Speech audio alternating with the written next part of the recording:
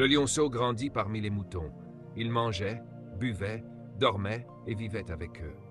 Après 2 ans, il était devenu un beau jeune lion, mais il se comportait comme un mouton. Il ne rugissait pas, il bêlait comme eux. Il essayait même de brouter l'herbe et les feuilles comme les moutons. Il pensait qu'il était un mouton parce qu'il avait grandi toute sa vie parmi eux. Et puis un jour, quelque chose se produisit. Quelque chose qu'il n'avait jamais vu auparavant. Le chef expliqua que le fermier lui avait raconté cette histoire et qu'elle avait changé sa vie. Un jour, alors qu'il faisait paître le troupeau, il entendit un son qu'il n'avait jamais entendu auparavant. Un son comme le tonnerre, qui fit trembler toute la forêt et résonner les montagnes. Pris de peur, il leva les yeux et vit apparaître de l'autre côté de la rivière une bête qu'il n'avait jamais vue. Un monstre gigantesque, effrayant, dont le rugissement fit trembler la jungle entière et sema la panique parmi les moutons. Les moutons se mirent à courir vers la ferme. Le jeune lion, persuadé d'être un mouton, courut avec eux. Il sauta la clôture, se réfugia dans l'enclos, tremblant comme les autres, persuadé qu'ils allaient tous être détruits. À travers les barreaux, il vit la bête plonger la tête dans l'herbe, puis la relever, tenant dans ses crocs un agneau couvert de sang. Elle secoua la tête comme pour dire « Je suis le roi », puis disparut dans la forêt avec l'agneau ensanglanté. Le petit lion resta pétrifié de peur et n'osa plus sortir. Mais quelques jours plus tard, le fermier conduisit encore son troupeau dans une autre prairie.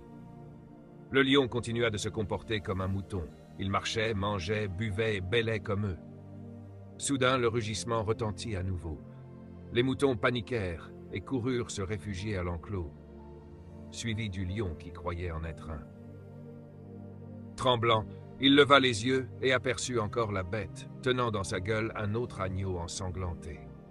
Elle secoua l'animal comme pour déclarer « Je suis le maître », puis disparut à nouveau.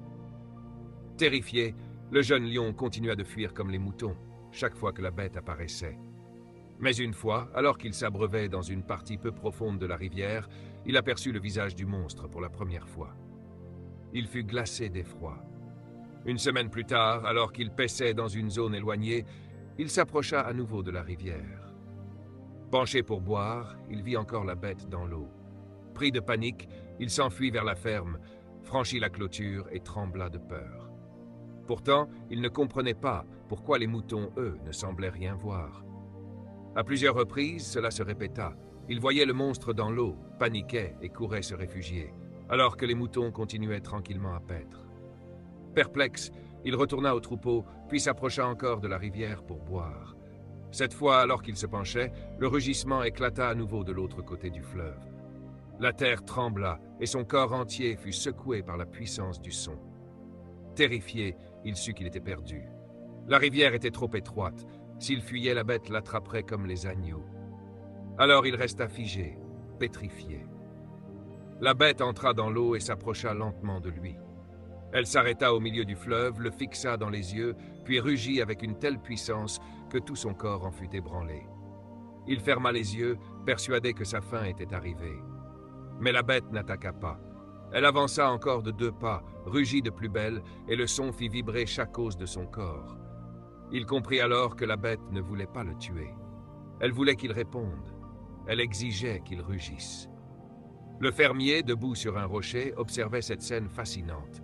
2 créatures face à face dans la rivière. Le grand lion, majestueux, rugissait encore et encore, comme pour dire au jeune lion « Essaye ». Le jeune lion tremblait. Au fond de lui, il pensa « Si je n'essaye pas, il me tuera ». Alors, rassemblant toutes ses forces, il essaya. Mais ce qui sortit de sa gorge fut un simple bêlement de mouton. Honteux, il crut sa fin arriver. Pourtant, le grand lion n'attaqua pas. Au contraire, il s'approcha encore, presque museau contre museau, et rugit de toute sa puissance, faisant vibrer l'air et secouant chaque fibre du jeune lion. Submergé de peur, il tenta une seconde fois. Cette fois, ce ne fut pas un bêlement. Ce fut un son puissant, brut, qui jaillit du plus profond de son être. À cet instant, quelque chose se brisa en lui. Le jeune lion qui pensait être un mouton sentit une colère monter. Pas une colère contre la bête, mais contre lui-même. Parce qu'il réalisa que cette bête croyait en une force, en une identité en lui, qu'il ignorait totalement jusque-là. Écoutez-moi attentivement, mes amis.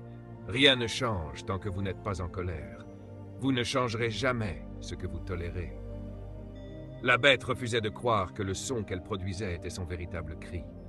Elle continua donc à le pousser, convaincue qu'au fond de ce petit lion, qui se prenait pour un mouton, ce son était enfoui. Elle le fit encore et encore, jusqu'à ce que le petit lion devenu grand en ait assez, et que la colère s'empare de tout son être. Soudain, il décida, s'il pense que c'est là, alors cela doit être là.